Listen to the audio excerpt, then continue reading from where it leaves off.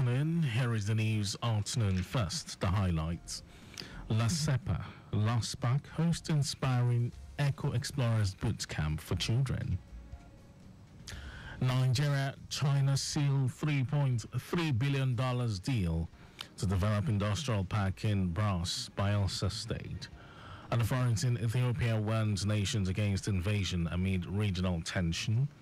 And in sports games, Village opens for 8th National Youth Games in Asabat Delta.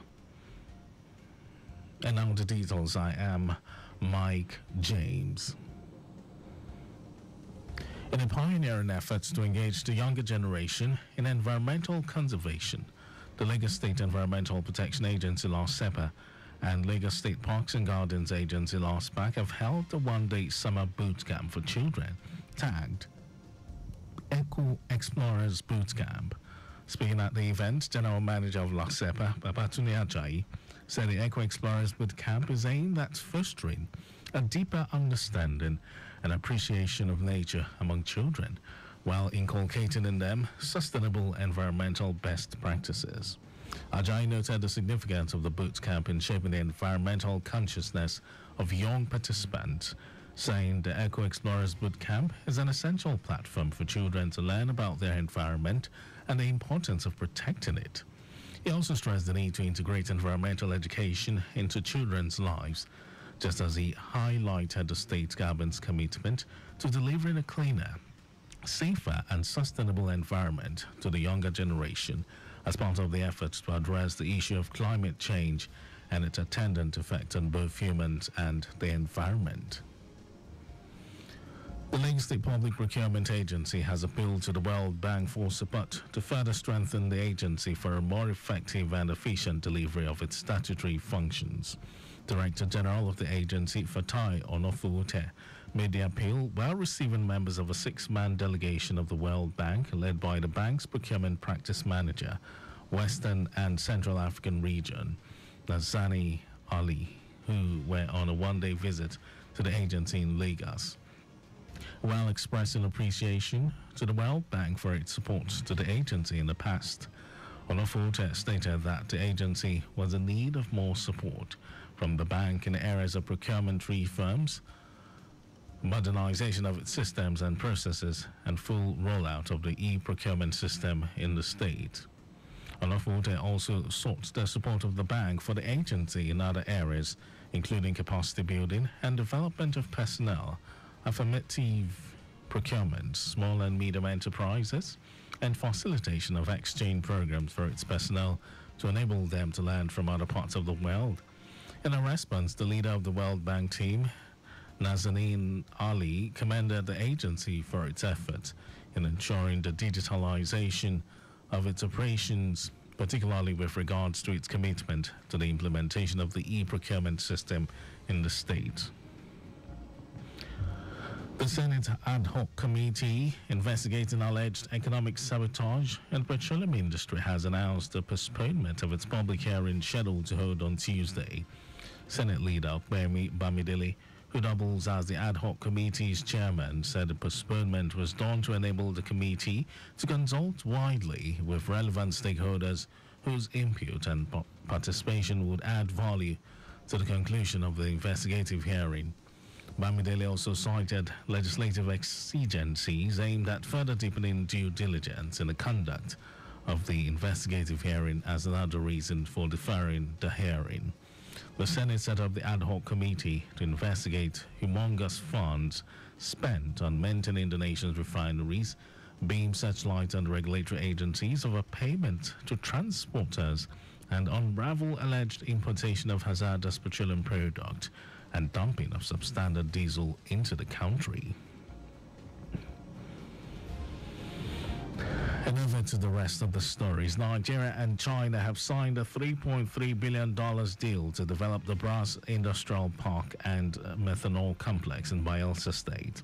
The Director of Information and Public Relations of the Federal Ministry of Finance, Mohamed Manga, in a statement said the deal was signed on the sidelines of the Africa-China conference in Beijing.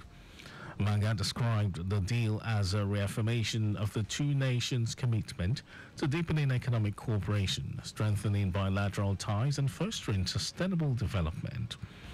Also, the Minister of Finance and Coordinating Minister of the Economy, Wale Edun, underscored the significance of South cooperation, highlighting its pivotal role in Nigeria's sustainable development goals.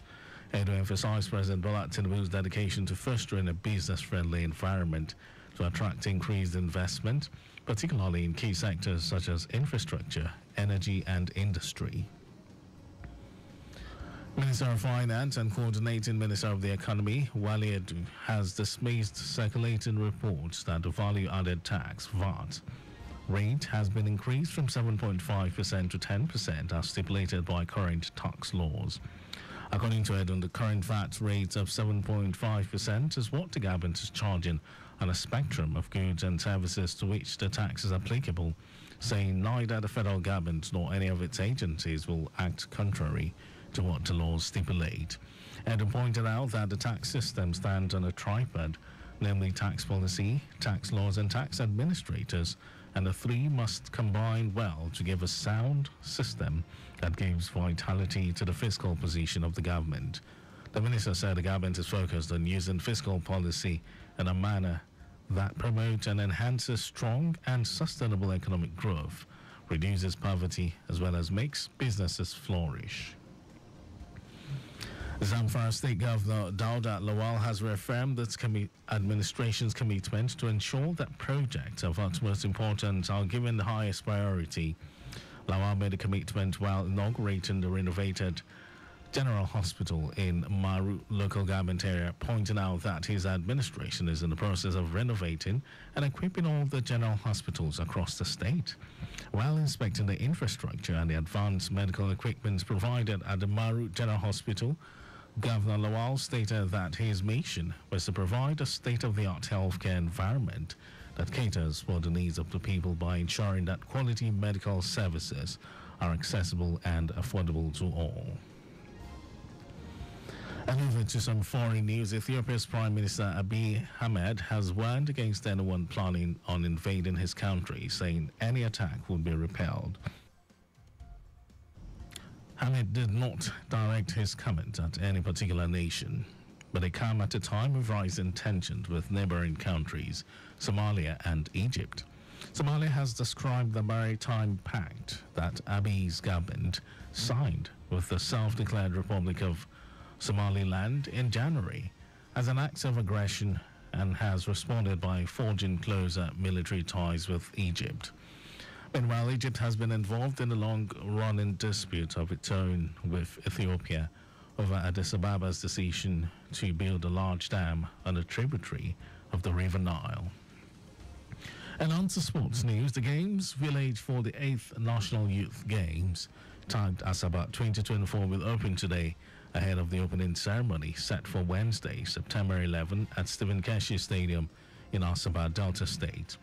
Secretary of the local organizing committee, Festus Owujeru, who confirmed that all the venues scheduled to host the athletes will start operating today, stated that over 5,000 athletes competing at the Games would be camped at different venues.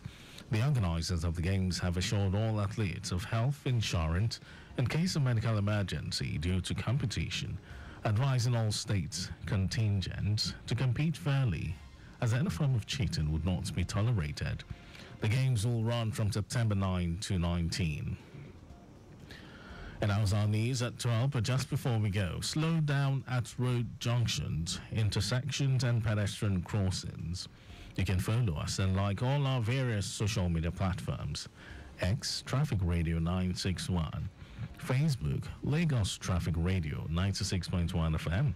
Instagram, Lagos Traffic Radio 961. Subscribe and watch our news and programs live on YouTube, Traffic Radio 961. You can also visit our website, www.trafficradio961.ng. Did you know that the Sanwo-Olu administration recruited 1,000 public secondary school teachers? Well, you can get more details. It's on the Lagos Government website. And to end the news, here are the highlights of the major stories. In a pioneering effort to engage the younger generation in environmental conservation, the Lagos State Environmental Protection Agency, LOSEPA, and Lagos State Parks and Gardens Agency, LOSPAC, have held the one-day summer boot camp for children, tagged Eco Explorers Boot Camp. Nigeria and China have signed a $3.3 billion deal to develop the Brass Industrial Park and Methanol Complex in Bayelsa State. We also told you that Ethiopia's Prime Minister Abiy Ahmed has warned against anyone planning on invading his country, saying any attack will be repelled. And in sport, the Games Village for the 8th National Youth Games, tagged Asaba 2024, will open today ahead of the opening ceremony set for Wednesday, September 11 at Stephen Keshi Stadium in Asaba, Delta State. For contact with the newsroom, send a message to info@trafficradio961.ng. That ends the news broadcast compiled by Adeswa Ejoyoka. Thank you for listening, Lagos. My name is Mike James. It's bright and sunny out there. Beautiful Monday afternoon. It's not time for me to step aside. For the duo of Micah Arocha and Temitope Peterside, they will be here to take you through fire service calling first stuff and then delve into lunchtime worker at 12:30. Stay here for more.